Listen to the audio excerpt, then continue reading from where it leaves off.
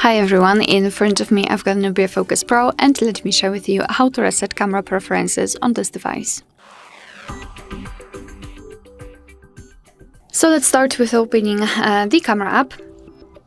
Currently we are in the standard photo mode, however it does not really matter, you can be for example in the video mode.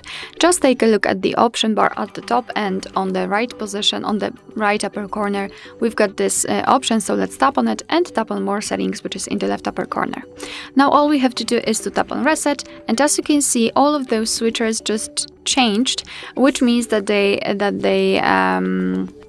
have been brought back to their, let's say, kind of natural state. I mean, the default state, which was preset by the developer, which means that we just successfully reset the camera preferences.